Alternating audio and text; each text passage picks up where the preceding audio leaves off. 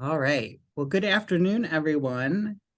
Welcome to today's webinar presentation. I'm going to go ahead and start recording. So you should on your screen have a pop-up that asks you to confirm the recording. Thank you for being here this afternoon. We're so excited to offer this. My apologies as within our office, we're having a little bit of a technical issue, but we've got it resolved and we've got an awesome presenter and Dr. Amanda, who was very open and very flexible to that slight delay that we had. So we will get started. I've got a few housekeeping items that I just want to share with you as you come in. And again, just welcome this afternoon. Thank you for taking the time to be here and to be a part of this presentation and to listen to what I think is really going to be a very fascinating and awesome conversation and topic. Dr. Mann and I have had a conversation already about this and other projects that we might work on, but I attended the COABE conference, and one of the most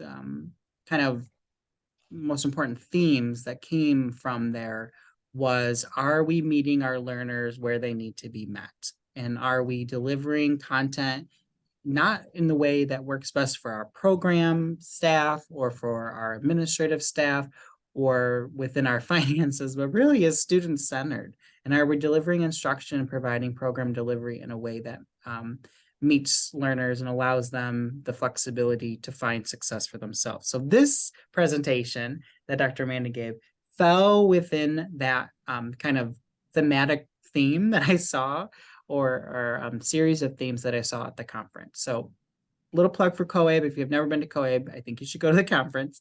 But secondly, I just really felt very strongly that this and other themes like this were so important. So today's presentation is Universal Design for Learning, Instructional Practices to Support Success for All Learners, which I think is also a good reflective theme for the end of this program year and as we begin and think and start to prepare for next program year as well. I'm going to invite everybody to say hello in the chat. So if you can put your name and your program and maybe your position as well for Dr. Amanda, so she can see that and kind of take stock of that.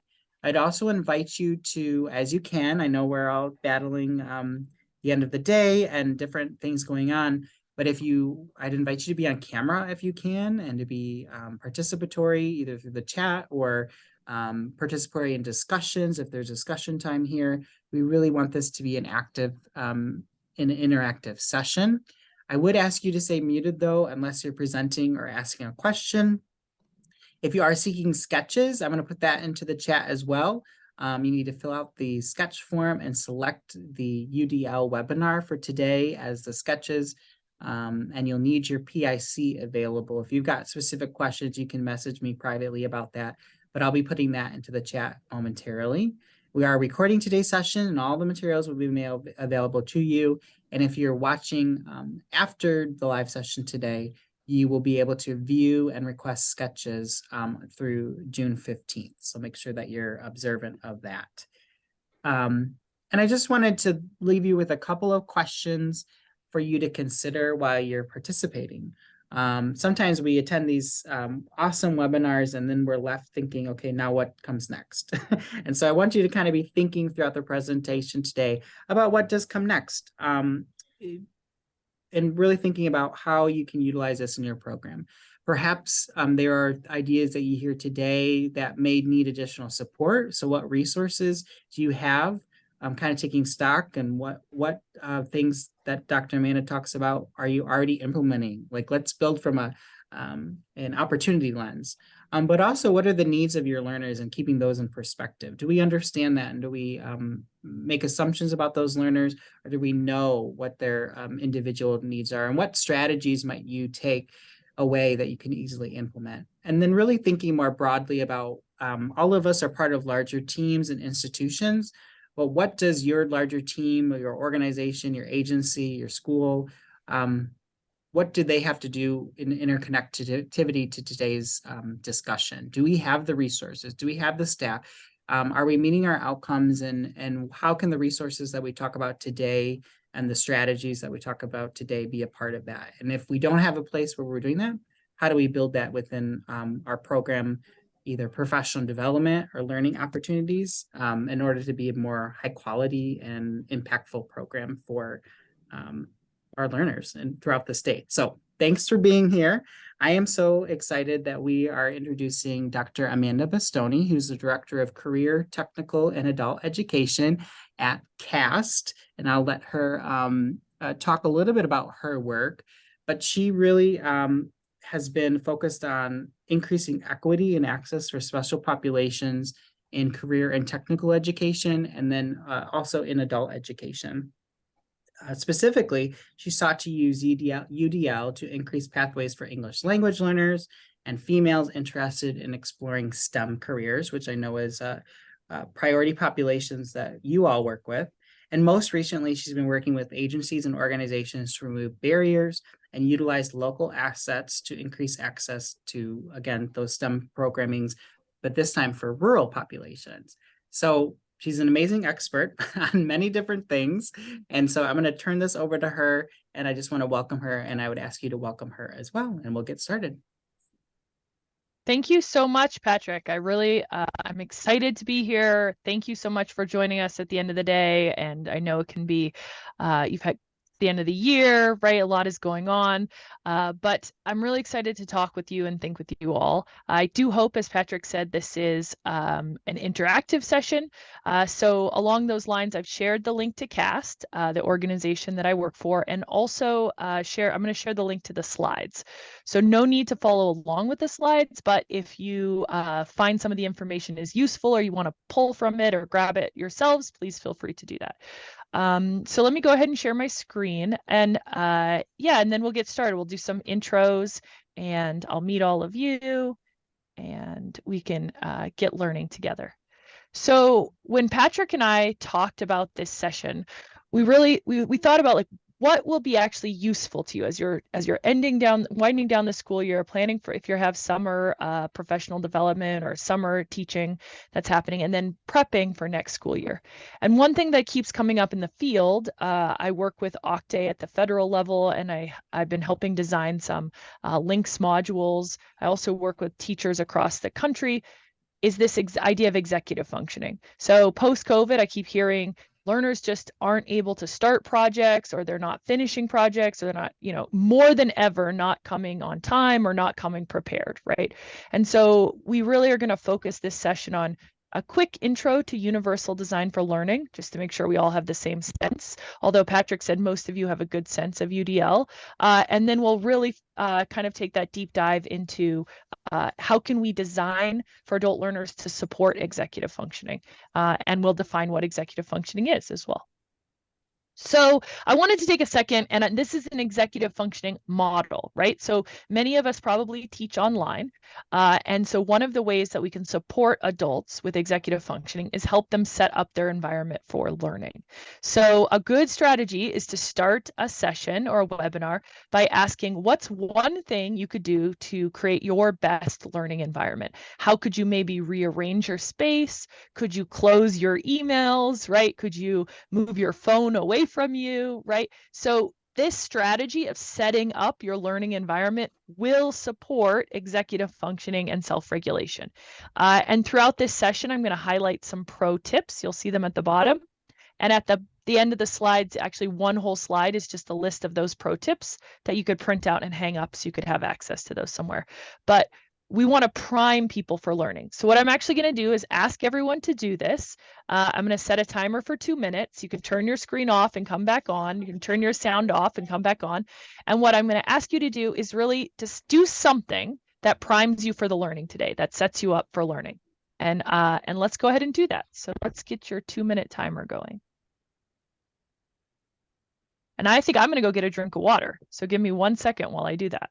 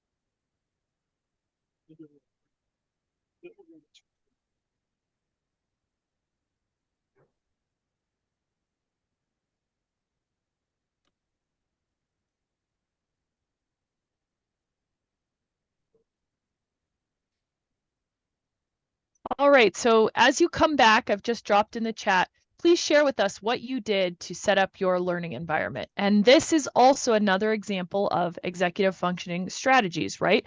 We're going to learn from and with each other.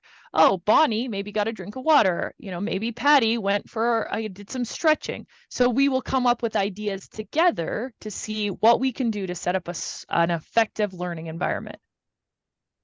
Found PIC number. Great, Patty. Good. So you weren't searching for it while I was doing this presentation, right? It was there. You had it.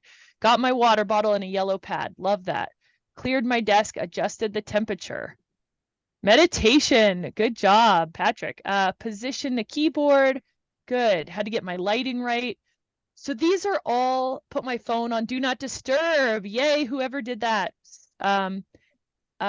Good. So because you have to run at 4, Bonnie got all the stuff ready so that she can stay as long as possible in our session and removed piles of paper in front of me. Great. This is wonderful. So I think you can see what I'm trying to do here is make the learning transparent and to model strategies that we can use, right? So just imagine we've just modeled for our adult learners what it's like to set up our learning environment. Okay, so now that we have our learning environment set up, we feel good, we're ready to learn. I want to make sure that this professional development is tailored to meet your needs, right? As adult learners, our first question is always, what am I going to get out of this? How is this good for me? What's in it for me, right? Our adult learners are always thinking that. And if we are professionals who support adult educators, I know in adult education, a lot of our times we have volunteers or we have educators who taught other grades. So they might have taught elementary school or they might have come to us as volunteer from preschool. We want to make sure that we're differentiating teaching adults. And I know Patrick has a great toolkit for this, but the difference between teaching adults and teaching children. And so one of the differences is we need to make sure that that goal is really tailored to the needs of our learners. So in the chat, I would love to know what are some of the biggest changes you've seen in adult education in the last 2 years? And specifically, I'm looking for what are some of the challenges that you've been experiencing lately? My hypothesis is around executive functioning, but I'm curious about some of your challenges that have been coming up. So what are some challenges that have been coming up for you in your context in the last few years? A lack of commitment, growth of mental health issues. Bonnie, great. Thanks for sharing that. Yep. Motivation. Patty, I think motivation and lack of staying committed can be, oftentimes aligned, right? So we could draw some similarities there. Learners struggling with day-to-day goals versus long-term or larger goals. Absolutely. Time management with family, 100%. Many have babies and need to excuse themselves often, right? So like a consistent interruption or continuous, that's the word I'm looking for, interruption. Great. Thank you, Samar. So what I love about this is that too much time on technology, not related to lessons. Yes, absolutely. Thank you for sharing that. So what I like about this is we can start to see some common themes that are arising, right? Some common areas of struggle, getting stuck, not wanting to move on.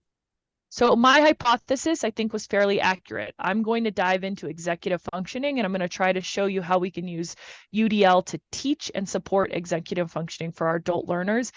And my hope through this hypothesis is that we can address some of these issues around time management, around motivation, around struggling with commitment, right? And maybe even mental health issues, Bonnie, because part of the stress of being unprepared and not feeling ready to come to class can add to those mental health issues. So let's see if we can do this together. Yeah, so I talked a little bit about this, but I like to make my goals very clear. So I want to introduce you to UDL-based strategies. You can use tangible strategies, hopefully you'll walk away with a few, to design learning experiences that are going to build executive functioning skills for your adult learners. Your task or your goal, which all of you are doing a great job already, is to listen, engage, and reflect. And I have recently read a book on humor because a personal goal of mine is to be funny or funnier. And so, if you want to laugh, that's a great. Ideally, that's great for me, but you don't have to. I've also been taking improv classes. And so our success criteria, or how we'll know if we're successful with this webinar, is that you can, at the end, articulate a strategy that you're willing to try to use moving forward. So you're going to be able to say, here's a strategy I have that I'm going to try out in the future. So what I've done here, right, for executive functioning is I've really modeled the goal, the purpose of why we're meeting, the tasks you have to do, and then how we're going to assess. So you know that up front, right? And that's going to help you with your executive functioning throughout this process. So one thing I want to do now is have us watch a quick video to sort of set the stage for the kinds of learners that we're going to be talking about, although we'll be talking about executive functioning across the board. So let me go ahead. This is more sort of priming the pump or getting us ready to really learn and have a commonality or common ground from which to talk about executive functioning. So let me just go ahead and make sure you can hear what I'm about to say. You can, and I'll go ahead and play this video. I asked people with ADHD one question. What do you want the world to know about your ADHD? This is what I want you to know about my ADHD. It takes me a lot of hard work to get my work turned in on time. I'm very smart, but my grades drop sometimes. If I could actually sit down and start my homework, I would. But many days I just can't, and struggling with something so seemingly simple tends to make me feel very frustrated or even stupid. I'd like the world to know that there are people like me out there who get good grades, rarely get in trouble, and yet can and do have ADHD and struggle with the symptoms that come along with it. Just because you can't see it doesn't mean that it isn't there. My ADHD affects every aspect of my life, from sleep to school to work, all of my relationships, and I have to tailor my entire life around having it. It doesn't always look the same. I was only diagnosed at 25 because I have the inattentive type. I'm basically hyperactive. I was diagnosed at the age of 7. I wasn't diagnosed with ADHD until I was 38, so I always thought you need to be hyperactive to have it. I've filmed this video too many times now, and I can't get it right, and it's really stressing me out now. I try really hard, and it hurts when people act like I'm not trying as hard as I am. But the worst part is when my symptoms are taken as symptoms or taken as behaviors done intentionally to upset someone or consider that I don't care. And that's never been the case. Whenever you think that I intentionally tried to hurt you, I didn't. I probably just screwed up. I'm at least as frustrated as you and probably even more. When I say I forgot, I'm not lazy. I'm not just trying to make an excuse. It's a real struggle. And I'm probably even more pissed off at myself than you are at me. There is a giant flipping war going on inside this head. I really am trying. When I use my accommodations, it's not me trying to take the easy way out. All I'm trying to do is level the playing field so that you and I have a lot more even chance of success. When you see me arranging my pens and pencils according to color, it's because my brain is trying to compensate for the chaos within. I squeeze some Play-Doh in my hand and help me concentrate on what I'm doing. I moved to a special spot in the classroom for tests because I can't block out noises and distractions like you can. While I'm staring off into space, it doesn't mean I'm stupid. It doesn't mean that I'm not listening to you. Normally it means that you've triggered a really interesting thought, which my impulsive brain can't help but chase. Having ADHD is like having a billion trampolines in your head, each representing a thought, and your brain just jumping off each and every one every second. I don't think about ADHD as a disorder. I think it's more of a different way of thinking. I know my brain works differently, but ADHD can give me an advantage with what I'm doing. It may take me a while to come to a solution. It tends to be really different than everybody else's, and a lot of people appreciate that. I've been told my whole life I need to be fighting my brain. I'm learning now that I need to love and work with my brain. It's not an excuse. It's an explanation, and it's something that I'm going to continue working on for the rest of my life, and that's okay. I'm smart, but ADHD makes focusing hard and hides my capabilities. If I'm given the chance, I can achieve more. To meet this amazing community and learn more about. Okay, so here's what I want. I see a message in the chat. Good points. Just because you can't see it doesn't mean I'm not there. I'm not trying to hurt or make excuses. How do we as teachers level the playing field? Good. Okay. Getting stuck and not wanting to move on. Great. These are awesome comments. So let's address this. Let me just make sure I can get you back on what I want to do is put you back on my headphones. Okay, so what I'm hoping that we can do now is have a reflection together on what we just watched. So let me show you this. And then I want to try to extrapolate this a bit, because a lot of the ways that our learners are presenting currently, they may or may not have ADHD. And as all of you know, adult learners, the research says 3 to 4 years after high school, so after they leave high school or some kind of formal school system, are reticent to share disabilities, even if they have been diagnosed. So there's some reticence around sharing disabilities, right? Revealing or disclosing. So one of the strategies is to use UDL and to design for all learners. And what we want to do is think about that in respect to executive functioning. So before we go any further, let me just share this with you, which is I've created a home base. So again, I'm trying to model UDL, which is to give you multiple ways to show what you know or multiple ways to interact.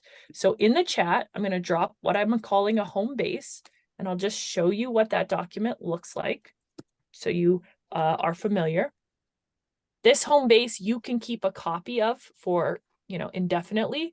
It has my information. It has any resources you might need. At the end of this, I'll link the slides here. So if you wanted to show that ADHD video to your learners and talk with them, or you wanted to show it to people you do PD for, it has all those links included here. And it also has an area where we can reflect. So together we can write on this document. And I'd like to see us respond to which comment from the people in this video resonated with you and why. Or are there 2 words you would use to describe the educational needs of the learners in this video? So I want to give you a little time. You can just write in this document, or you can use the chat and share your thoughts with us. So I'll return back to the visual. So which comments from the people in this video resonated for you? Or list 2 words you would use to describe the educational needs of the folks in this video.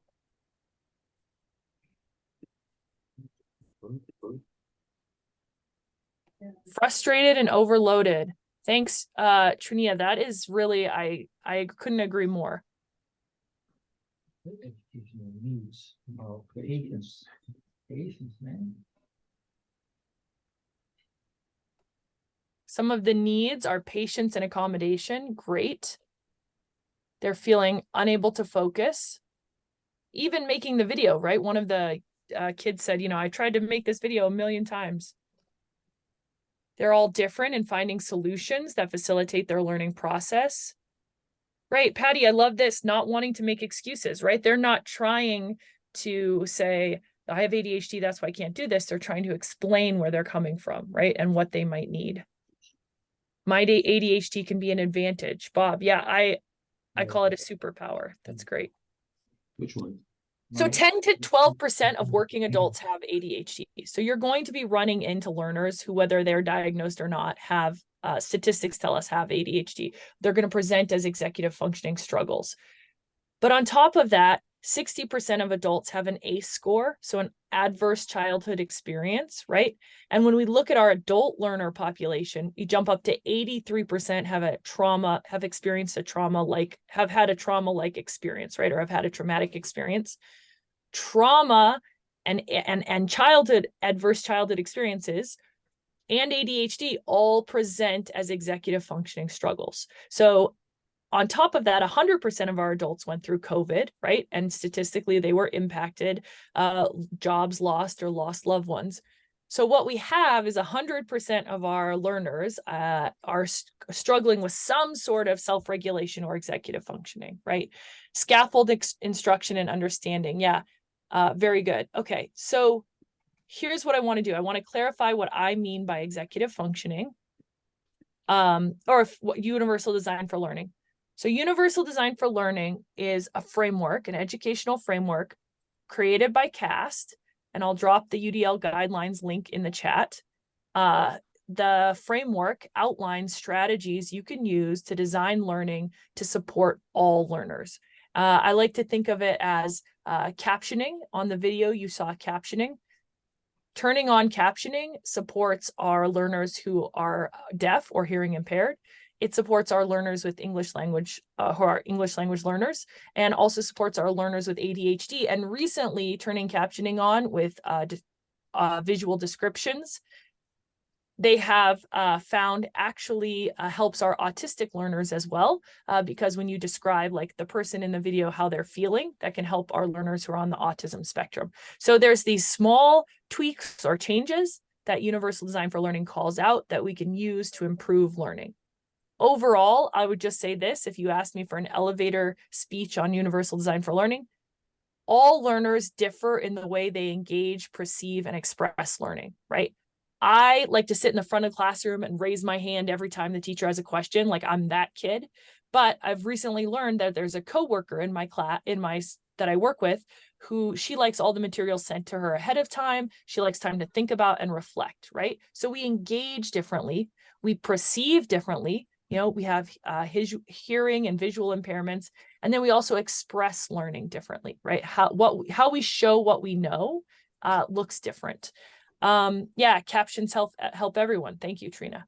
So I just want to familiarize you with UDL. This is what UDL is. Let me drop the guidelines, the UDL guidelines into the chat. Sorry that you have to watch me do this. I'll just grab that link and throw that in the chat here for you. So if you want to investigate a little more. UDL is also called out in all federal legislation that governs education. So it's not just Amanda's good idea or Cass' good idea, right? It's recognized and been researched. So now let's think about executive functioning. What is executive functioning? A basic definition of executive functioning is that these are the skills that learners have to direct their attention, right? How do I consciously direct my attention, right? Or here we say a specific set of attention regulation skills involved in conscious goal-directed problem solving, right? When automatic pilot isn't enough and we need to take conscious control, right? Our executive functioning skills are kind of like the at the airport, they're the what's the person that sits in that tower and tells all the airplanes when they can fly and stuff like that? Someone's going to drop that in the chat for me. I just totally blanked on it. But they're kind of the flight director, right, of all the airplanes, when to take off, and they have to be conscious and aware. Traffic controller, air traffic controller. Thank you, Patrick. Yes. So our executive functioning skills are like the air traffic controller of our brains, right? And it makes it possible for us to sustain attention, right? Oh, this is boring, but I have executive functioning skills, so I know that I can take notes, or I know I need to turn off my phone ahead of time, right? Executive functioning skills help us keep our goals at the forefront of our mind. I'm doing this class because I want to really get my GED and accomplish my goals of owning a house someday. Executive functioning helps us consider consequences of our behavior, reflect on our past experiences, and plan for the future. So if you're feeling that the learners in your classroom are struggling with some of these items, these bulleted items, they probably are having some executive functioning skill deficit, right? They need some help with their executive functioning. And basic components. So to be able to have strong executive functioning skills, you need to have a solid working memory, right? You need to be able to hold relevant information in your mind. You need to have inhibitory control, right? You have to stop yourself from getting on the phone while the presentation's going, right? And you have to be able to do what we call set shifting, which is focus on a task and then shift to another task, or have flexibility in your thinking. So these are the basic components that you need to have successful executive functioning skills, or have strong executive function. The good news is we can support and help people build executive functioning skills. And this is where I really want to take this presentation today. So just like I started the presentation off with asking all of us to create a learning environment that was conducive to learning, that's a skill that you can teach, right? So you can teach an adult learner. Every time you start to learn, you need to scan your environment, get out a pen if you like doodling, get out a notepad, turn off your phone. That will support executive functioning. That will start to become a habit or a pattern, right? So we can support executive functioning skills and we can build them. One sort of dilemma in teaching is often educators, and I'm not talking to the people on this call, I'm just saying, generally speaking, educators often think that the content supersedes some of these other skill areas, right? Like developing executive functioning skills. We think, oh, I'm a literature teacher, or I'm a math teacher.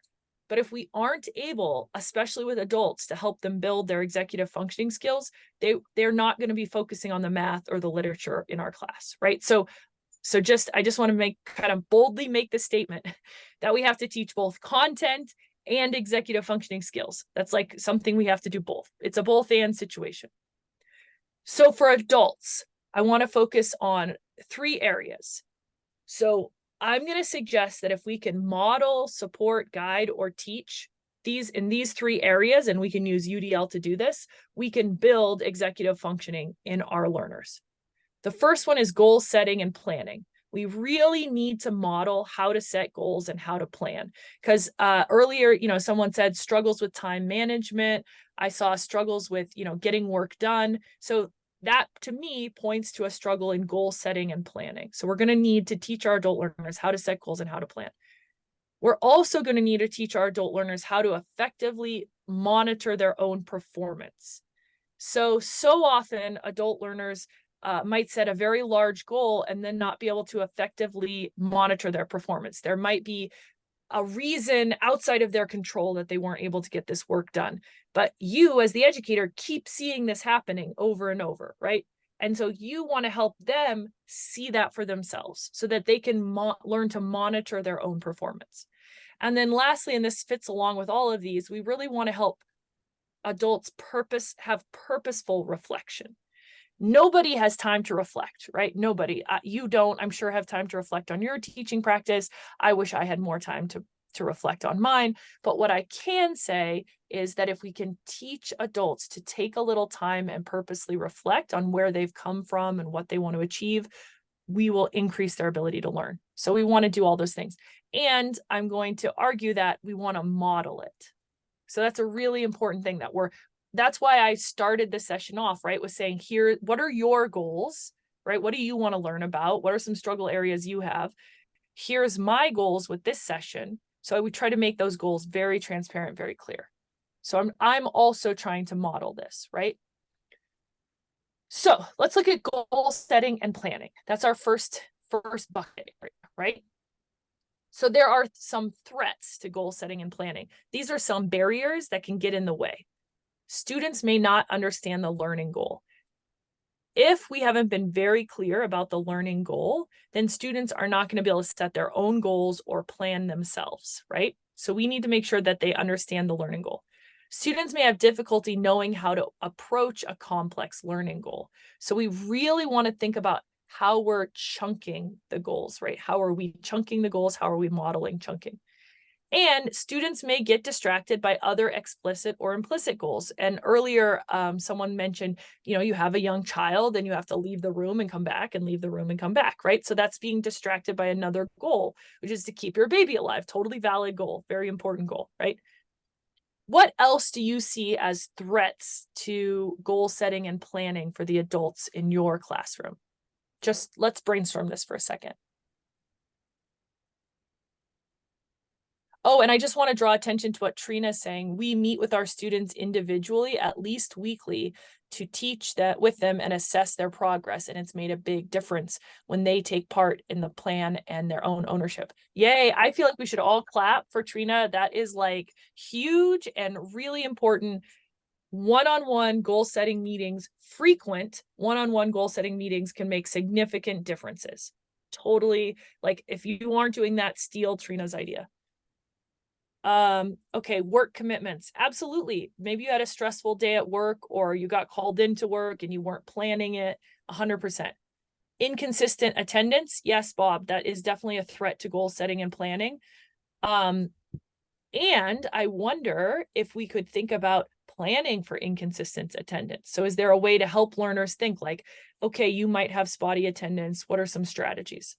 Kay Doherty said time management. Absolutely. Time management is going to get in the way of setting goals and planning. But what we want to do is teach that time management. Bonnie, poor self-esteem and self-doubt. Yes, absolutely 100% that can get in the way of goal setting and planning. One thing we want to do with adults who maybe have struggled to be successful in education in the past is celebrate what they have already learned. All the adults in your classroom have learned to do something awesome, whether it's through YouTube or they learned to do something at work. So a good starting point is to say, ask them, what's something you recently learned to do? How did you learn it? And then take some time and celebrate that. For example, I'm traveling in a motorhome for a year, and I had to learn how to light the oven because the oven in the motorhome wouldn't light. I had to watch a bunch of YouTube videos to do that. I didn't watch the whole YouTube video. I skipped to the section that I needed the information on.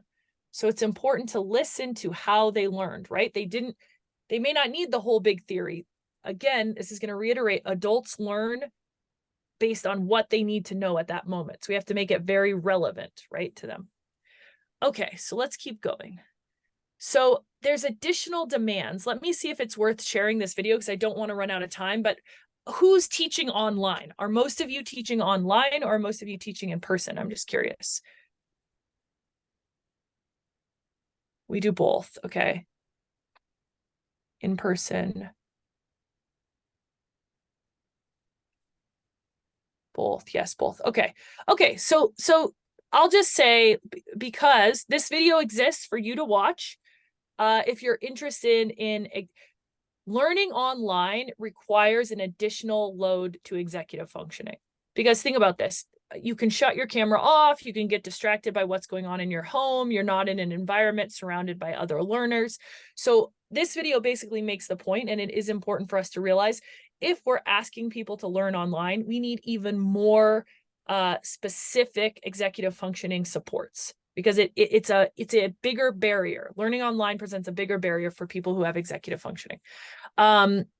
Okay, so that's kind of the point I want to make here, but I would encourage you to either show the ADHD video to the adults you work with or show them this executive functioning video online and ask them to reflect on what they notice, what they see, right? Okay, so we'll skip this one and we'll go to this. So supports for goal setting and planning. Remember, you have a link to these slides. So any resources that are in blue, you have links to those. They're freely available for you. Make sure the learning goal is clear to your students. So we talked about that from the beginning. I shared with you UDL on Campus, this link where it talks about how to design clear learning goals. Make sure you break down complex learning goals into smaller chunks, even if the smaller chunk is, like I said, setting up a learning space. Learning to take notes, like what are you going to take notes on? And then you want to make sure you're supporting metacognition. So as often as possible, you want to ask adult learners to stop and think about their own thinking. We want to do this before, during, and after a learning task. We want to make the learning as explicit as possible. And I've given you an article here on how to bring that into your classroom. And I want to demonstrate why this is. So this is supposed to be a little bit of a fun game.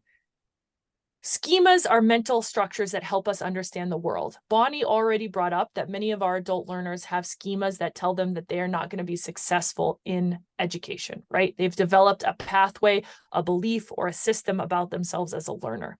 That is how memory works, right? We learn something when it's familiar to us. So let's kind of play this game. In Hollywood, right, with movies, they have what's called a high concept movie pitch.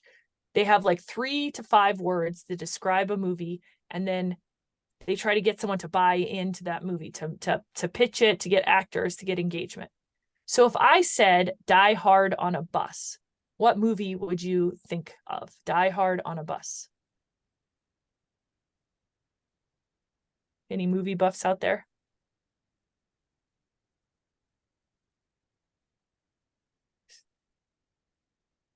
Yep.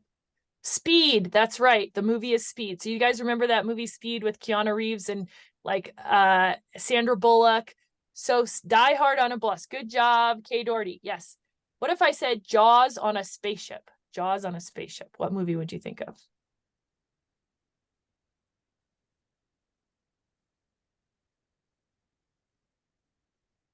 Star Wars, maybe, Sheila. Good. Alien. That's right, Patrick. It's alien. And the last one, Patrick actually got the next one for us. An alien hunter of humans. That's predator, right? An alien hunter of humans. And I'll give you this one, but a lot of people miss it, but it's okay. Romeo and Juliet, but with vampires. Romeo and Juliet, but with vampires. It was a very popular series for teenagers a while back.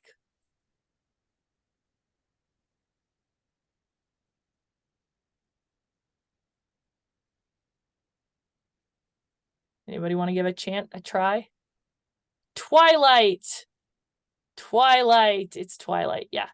So the idea here is, I knew this. Yeah, good job, Kay Doherty. So it's like this. We remember things when they are connected to what we already know.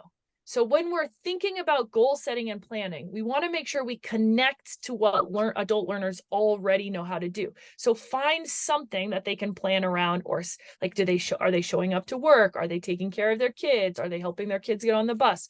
You want to connect this to something they already know, right? Something they already know, and then you want to extrapolate from there. And that summary is basically like memory, because remember, working memory is essential for executive functioning. Memory is not like a filing cabinet where you can just pull it out. Memory is like more like Velcro, where you need to have a hook to something you already know in order to remember it, right? And this is good to teach your adult learners. Teach the adult learners that this is how memory works, so that they can understand what you're trying to do, and they can make their own connections and build their own hooks to what you're teaching them, right? Take this that I'm giving you and pass it on to the adults you work with, because that's making the learning transparent for them. Okay, I wanted us to go into breakout groups, but I think to save time, I'll just say this. Remember, people learn in dialogue, not monologue, which is why I've been trying to engage you in the chat. It would be worth thinking about in your own teams or later on, what are the supports for goal setting and planning that you're already using? And I saw that, right, Trina shared some already. And then, is there a strategy you could use from this session? Is there something you could take away from this session? Or you could just share any other strategies that you found helpful for supporting goal setting. So what I'll do is I'll add the chat into the home base after this session, so you can pull ideas. So let's do this. Does anyone have any strategies that they've found helpful for supporting goal setting and planning? If you don't mind dropping those in the chat so that we can all learn from you, that would be awesome. So I'll give everybody a minute to do that.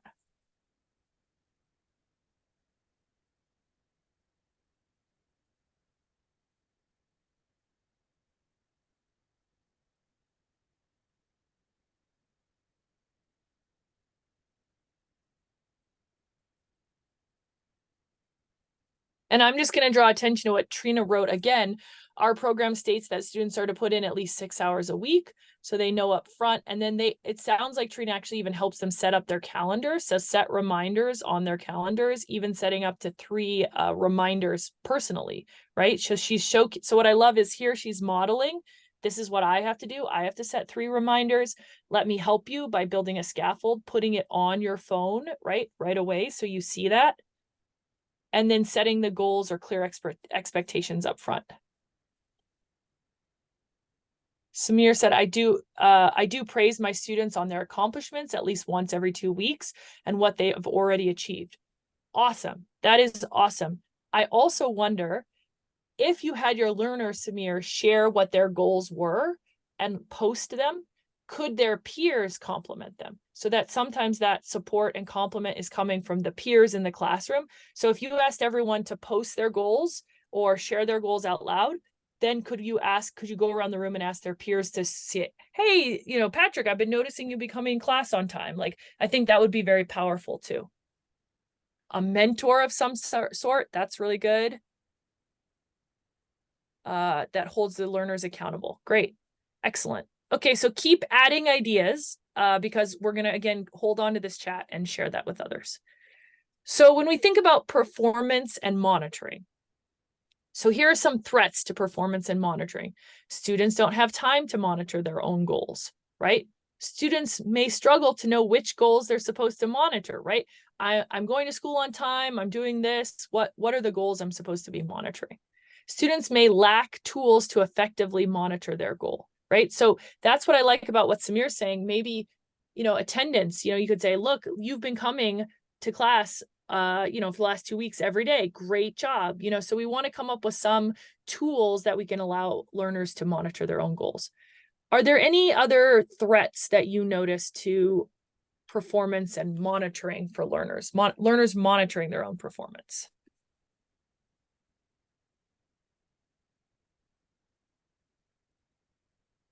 Some of them may be the same, right? That we already talked about, time management.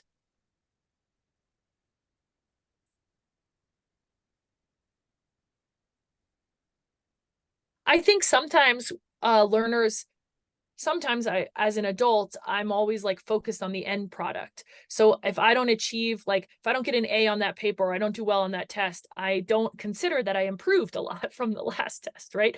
So one threat is that we're not good as adults and focusing on the process, right? Not knowing where to begin or how. Good, Trina. That's a great one. Okay. So one strategy I want to recommend to all of you is to provide templates. Lack of preparation, Teresa said, i.e. no backup plan if the sitter doesn't show up. Great. Yep. I think that's true. And I think that comes down to really helping with that goal setting. If your goal is to come to class every day, what's something that could get in the way? Let's set up a plan for it, right? Supporting that. So I want to say that adults often shy away from templates or models. We say like, oh, I'm not being as creative, or I need more freedom, or whatever. But I would suggest to all of you as educators of adults, it's really important that we have models and templates, and we use those and we give those to our adults. So you can think of graphic organizers. I'm going to talk about that in a little bit, but we really want to provide templates that help adults monitor their own goals, right? That's where I want to go with this, because templates work, right? And an example of templates working is that, there's this idea of 7 basic plots in the world. Every story is one of 7 basic plots, right? So that's sort of a template. That's like, we all are telling a version of one of these 7 stories, right? And templates also help us avoid bad design. So I would encourage all of you to think about UDL as a template for designing your learning environment. And, I followed this Reddit forum, so hopefully this is a moment for you all to laugh. But you can see here that if we don't proactively design, when we don't use templates, we can actually get in some funny things, right? Like to me, this says fashion fart, right? Or to me, this says do die safely, which is so super confusing. Or here, every time I count the bananas, I see 6, but there's like the number 5.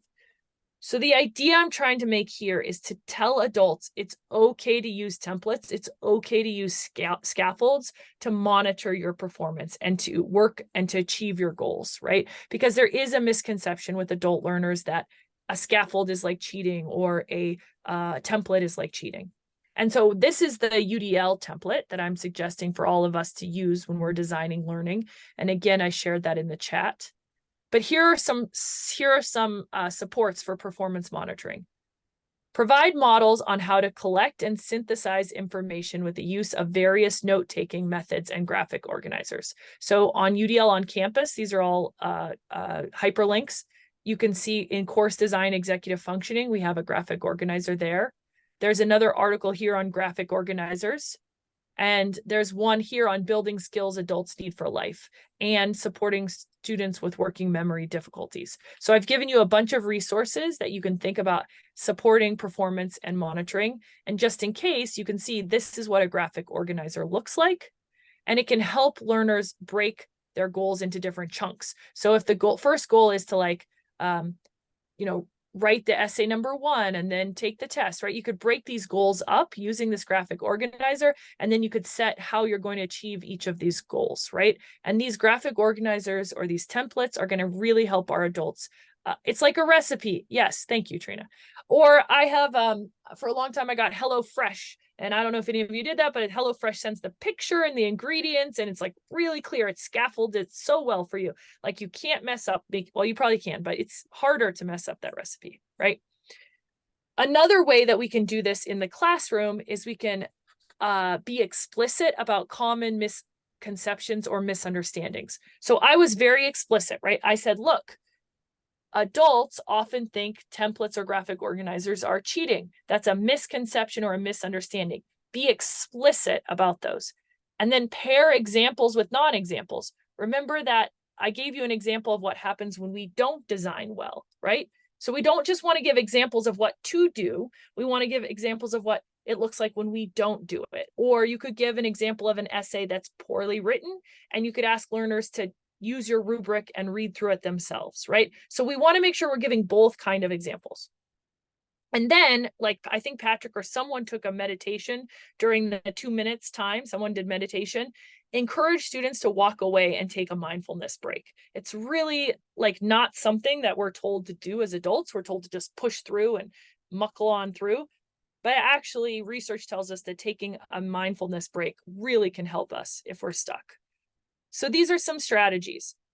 So then I thought maybe we could think about, I wanted us to think about as a group, which supports for performance and monitoring are you currently using? Like, are they working? How are you supporting learners? Why do you think it's helpful to help adults monitor their own performance? But again, since we're set up this way, I'm going to ask everyone, could you share a strategy that you have found helpful for supporting performance or supporting monitoring? So I'm going to be quiet for a little bit and ask you to do that so that we can collect these and share them with the group and in the end. What's a strategy you found helpful for supporting performance and monitoring? You can drop it in the chat.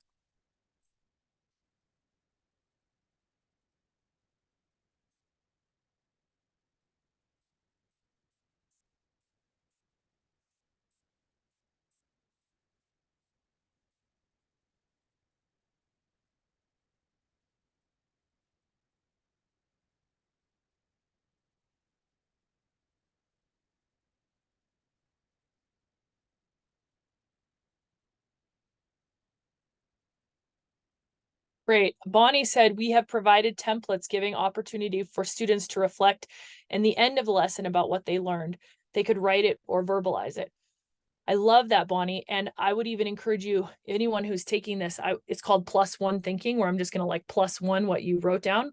I would encourage you to actually, if possible, stop in the middle of the lesson, because the research tells us that once the lesson or the grading, quote unquote, is done, people are less likely to reflect. But if we can do it in the middle, we're going to get a sort of a interesting and maybe deeper response to that. So I would even encourage you to think about incorporating that in the middle of your lesson. Everybody stop, freeze. What are you struggling with? What's an area that you feel proud of yourself with? So like you could do the stoplight reflection. Middle of a lesson, everybody freeze.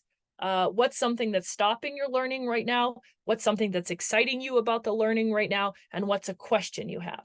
And you could have these like anonymously, ask them using sticky notes, so nobody has to like be outed, right? Tarina said, asking students what they want, asking what do they want and how do they see this happening? Right. Here, Trina, I would even encourage you to give prompts. So prompts UDL research shows that if we can give learners a prompt, they're more likely to respond. So I wonder what it would be like to really ask them, are you finding success in the success you want in this class? Why or why not, right? So really prompting them with some specific questions. I like the buddy system, weekly student reflections and journaling, sometimes prompted, sometimes unprompted. Great, Patrick brought up that. And maybe journaling could also be speech to text, text to speech, drawing, right? I would encourage us to think UDL-ize our journaling and really allow learners to journal in a way that maybe isn't just writing. Access prior knowledge before starting the new content. Sheila must be familiar with UDL, so that's a very clear UDL strategy, is to activate prior knowledge, which, just to point out to all of you, I tried to do when I showed that ADHD video, right? And I tried to do when I asked you about reflecting on the learners in your class. Okay, weekly student reflections. Good. Okay. So let's keep going. And Patrick, I have till 15 after, is that right? Okay, cool. So reflection. So what are some threats? So remember the three, so let me just jump back. We want to support executive functioning in adults in our classroom. And I highlighted three sort of areas that we should be modeling and teaching. And those were focused on monitoring, right? Goal setting and planning, monitoring, and then now we're coming to reflection. So some of the threats to reflection are students don't have time. Students may not know how to prioritize what they should be reflecting on, right? Should they, this I was thinking like, I often reflect on the one voice in a presentation that's rated me a 2 out of 4. Whereas there's 20 that rated me a 4 out of 4. You know what I mean? So I'm just saying there may be a lack of understanding of like, they may be reflecting on the bad versus reflecting on what they're good at, you know? Students may lack growth mindset about their ability or skills. I think Bonnie talked a little bit about that. Students may not understand the connection between emotions, learning, and self-regulation, right? We really need to help students understand that if you're in fight or flight, if you're feeling trauma or you're triggered, it's going to be really hard to learn, right? You're going to be flooded with cortisol and learning is not going to take place. What else? What are some other threats that you see to students reflecting that maybe I haven't mentioned here?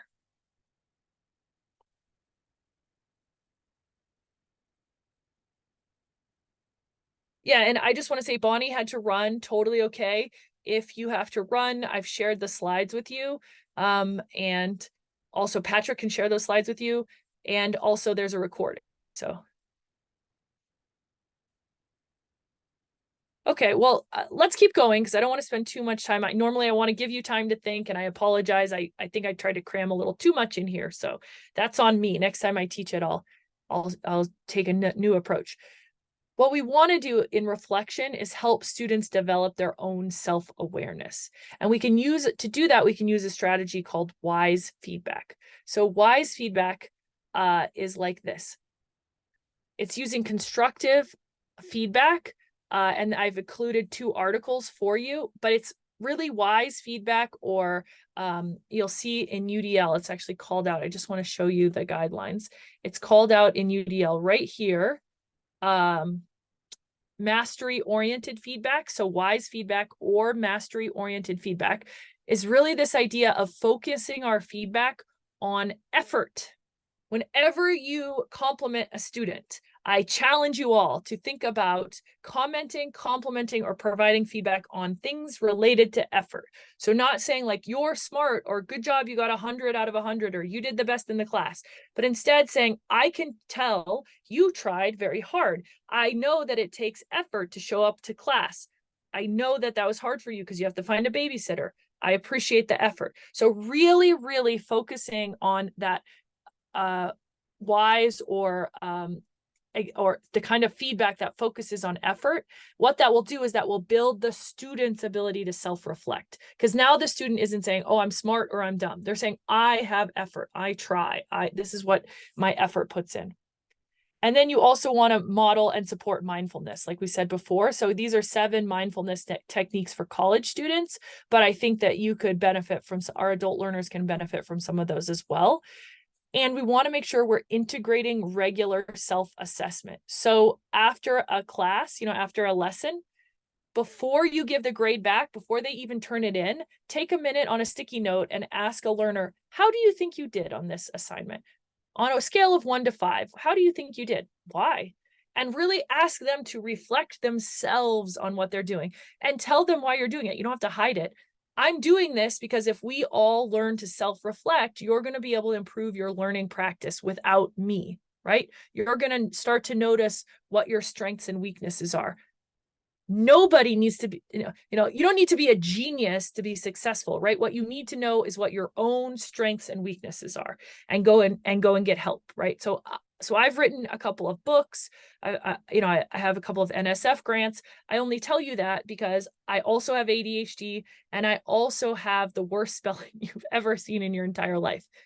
because I know that, like, I'm not even kidding. I wrote for a newspaper for a long time, and they actually kept like Amanda-isms, right? Like saying things I wrote incorrectly. But I knew I needed someone to read my work, right?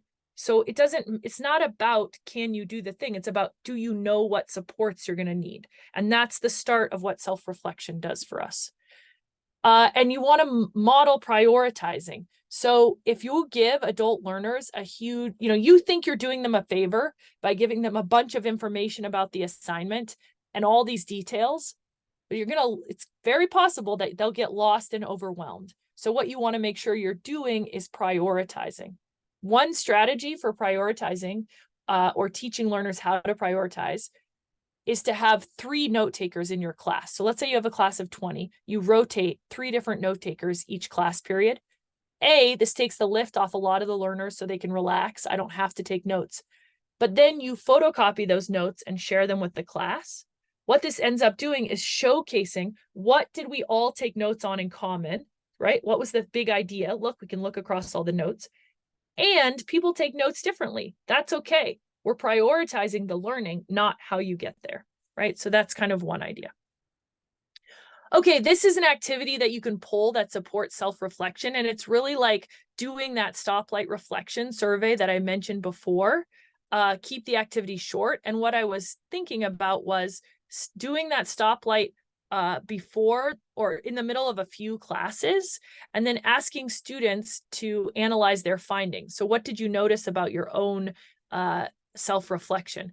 Oh, well, when I was hungry, I wasn't paying attention, this kind of thing. So this is an activity that you can try yourself with your students. Whew. Okay, so are we familiar with Jamboard? Because what I wanted to do now was just say, Patrick talked to us about this, but if we don't set our own plan for how we're going to use professional development, it's something sad, like 86% of the time people attend professional development never integrate it into their teaching practice, right? It's like some kind of like huge number like that.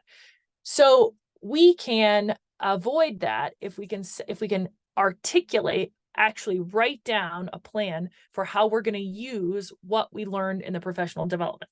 So I was going to ask us all to use Jamboard, and I'll just let's try it. If we're all, if we're willing, I'm going to drop the Jamboard link into the chat. And the way that Jamboard works is you will click on that link and you'll see this looks like this. And what you'll do is you'll grab a sticky note, right? And you'll write on it your idea. So whatever, my idea, I'm just going to write my idea for now to model. You save that, and you can save it right here onto the Jamboard. So what I'd like everybody to do is click on the link that I shared with you. And you should be able to click here on the sticky note. And you should be able to make a sticky note and share your idea. And if you're struggling, let me know, because I don't want to get caught up in the technology. And let me edit this one. So what you're responding to is, based on the learning in this session, I will. So this is what you're going to respond to. Based on the learning, see, there you go. Learning in this session, I will. And go ahead and complete that statement for me.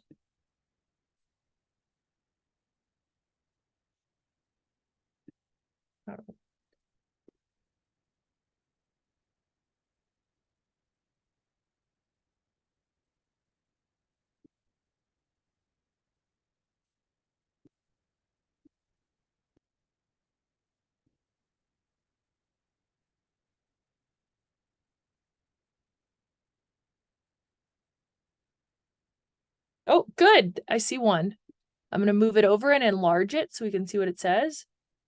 Adopt one of the graphic organizer tools as an agenda format for our staff and student meetings. Awesome. Let's see what this one says. Developing lessons that will connect students with something they already know. I love that. Great idea.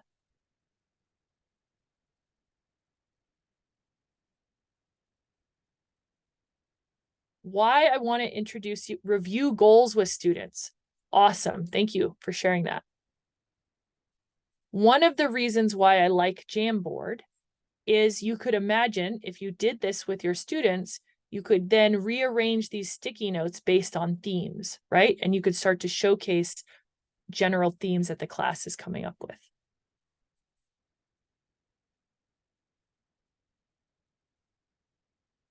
I love this. Spend more time helping students with goals.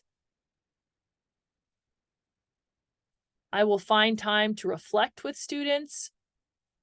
I will implement some of the different reflection strategies you suggested, not just writing. That's critical. So just to draw everyone's attention, in school, we default to text. In learning environments, we often default to text. So we have students read text, we have students write text, but for our English learners, for our students with ADHD, for a lot of folks, text is not necessarily the only way they can show what they know or learn something, right? A lot of us learn through video. That's why I showed a bunch of videos, right? A lot of us learn through YouTube. And if you think about someone learning to drive like a forklift, do we necessarily want them to write an essay about how they can drive a forklift, or do we want them to show a video of themselves driving a forklift?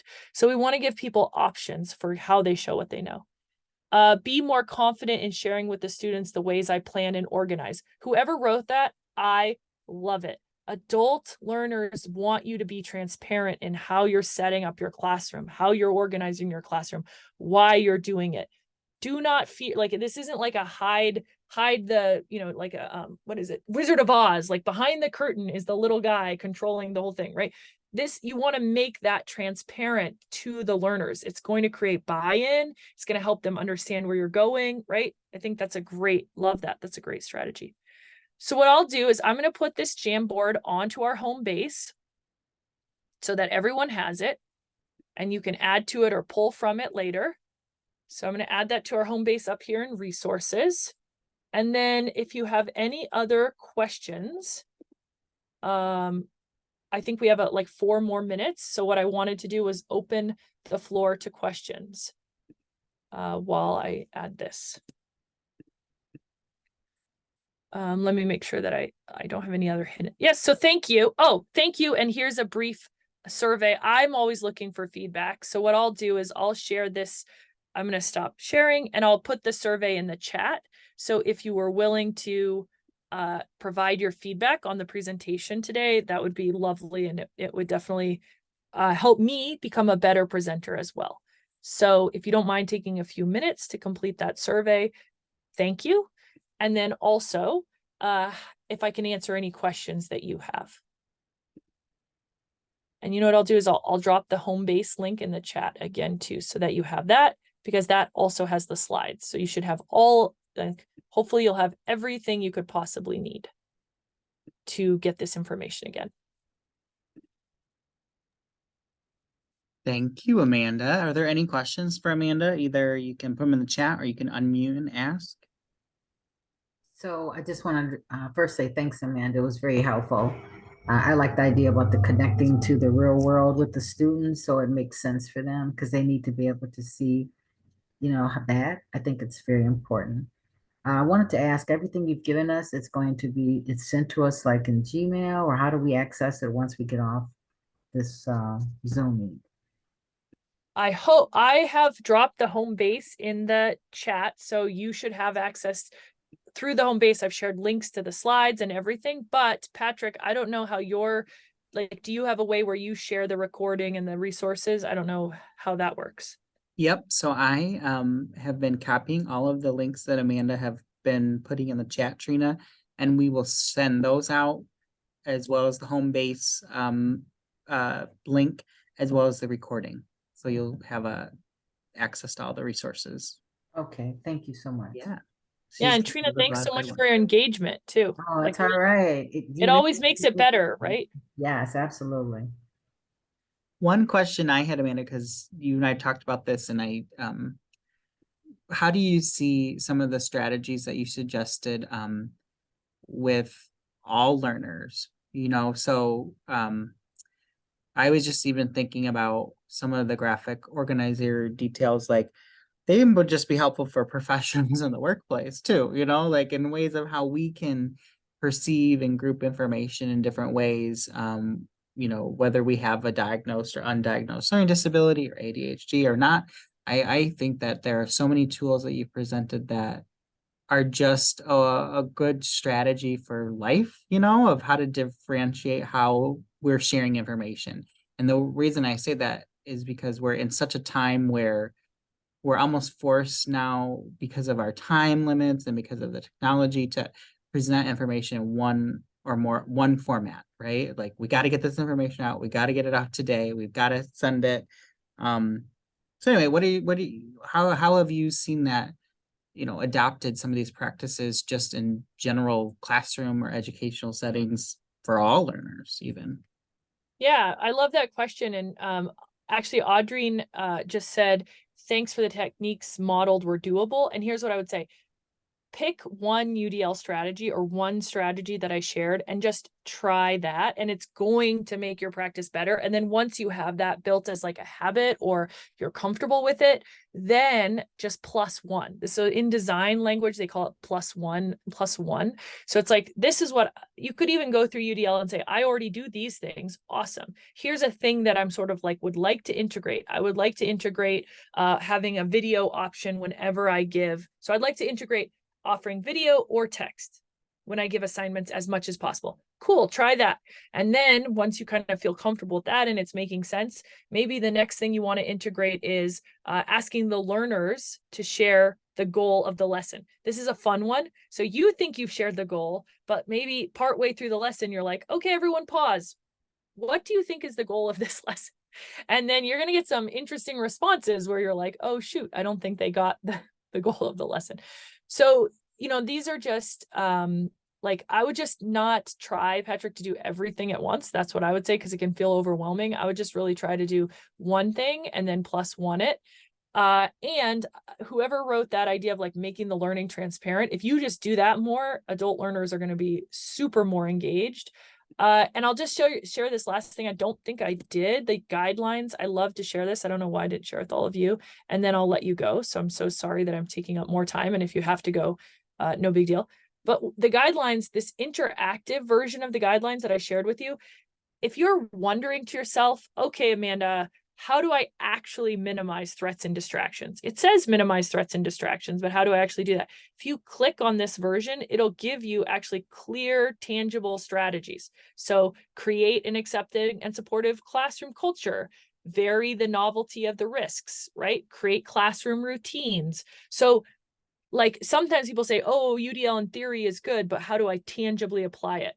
Right here are the answers. So this creating a class routine immediately minimizes threats and distractions, because each person that comes into the room, they're like, oh, it's a predictable routine. I know what I'm supposed to do each time I enter, right? And you want to create that same predictable routine if you teach online. Every time we come online, we share a funny story, then we take out our notes, then we do this. Now I can relax and start to learn. So anyways, okay, that happens quite a bit with ELs, but you think they understand, but they do not. Yeah, Patty, totally. Oh yeah, the survey. My gosh, you guys, I thought I dropped that in there. I'm so sorry. You are waiting so patiently and kindly for this. Let me get that for you. That's so kind of you. So I thought that I shared that. Here you go. Are there any more questions for Amanda while we have her lovely expertise? There's the survey. So thanks, everybody. All right, Patrick, I think that we ended pretty much on time, which is good. I appreciate everyone joining us, and any feedback on the survey would be appreciated. Yeah, thanks, everybody. It's nice to meet you all. Thank you, Amanda. Thanks, Bob. This, I hope, will be the first of multiple Patty. times that you'll work with us on a couple of different things. So we're excited about these things, and I appreciate your expertise, and thank you everybody for attending. We'll make sure that you get the recording as well as the materials. And one more time. Yeah. So Trina, I'm going to put the link to the sketches survey into the chat. So I'll give me 1 second. I had it pulled up. And